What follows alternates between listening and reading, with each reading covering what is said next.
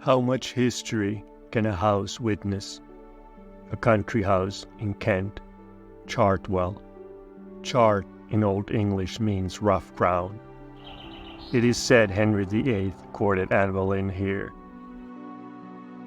Winston Churchill buys the place in 1921, and when he finally moved into the house in April 1924, a letter to his wife begins.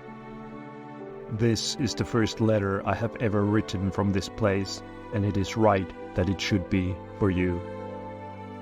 The house reflects Churchill's personal tastes and interests, with various rooms showcasing his hobbies, collections, and political memorabilia.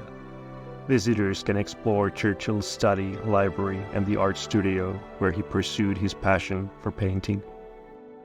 For Churchill, Chartwell was more than just a residence. It was a sanctuary, a refuge from the pressures of political life and a canvas for his passions and pursuits.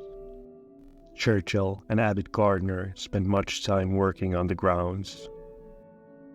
The gardens surrounding the house comprise 20 acres, with a further 57 acres of parkland.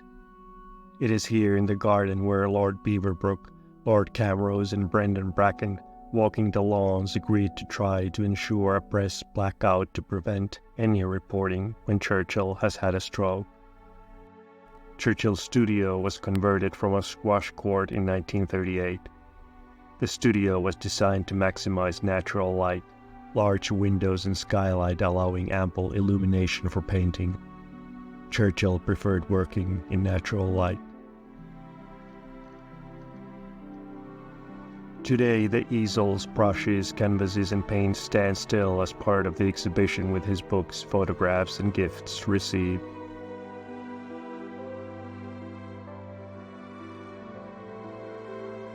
The main red brick house at Chartwell has undergone several expansions and renovations over the years.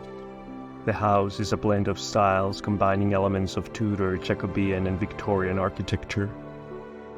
It is Grade 1 listed for historical, not architectural reasons. The National Trust's guidebook describes the original building as Victorian architecture, at its least attractive. Here in the house, Churchill meets those who can assist in his campaign against German rearmament. Here he composes speeches and writes books, tends to the garden, builds walls, constructs lakes. We shape our buildings, and afterwards our buildings shape us. These were Churchill's words during a speech to the House of Commons on October 28, 1943. He was speaking about the reconstruction of the House of Commons chamber, which had been damaged during a bombing raid. It captures well the belief in the profound impact that our physical surroundings have on shaping our attitudes, behaviors, and identities. Surely the estate played a significant role in shaping his character, values, and perspective on life. By designing and maintaining Chartwell according to his tastes and preferences, Churchill created a space that not only reflected his personality, but also influenced his thoughts and actions. Our surroundings can leave a lasting imprint on who we are and how we navigate the world. The view from the house was of crucial importance to Churchill. Years later he remarked, "I bought Chartwell for that view." Like the landscape surrounding the Reagan Library in Simi Valley in California, the scenery of Chartwell speaks to the visitors and makes a statement about England. Chartwell is approximately 50 miles, 80 kilometers from the White Cliffs of Dover.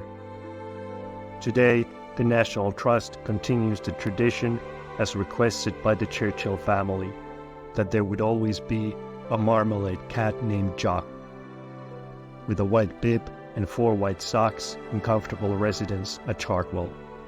Perhaps the cats agree with Churchill that a day away from Chartwell is a day wasted.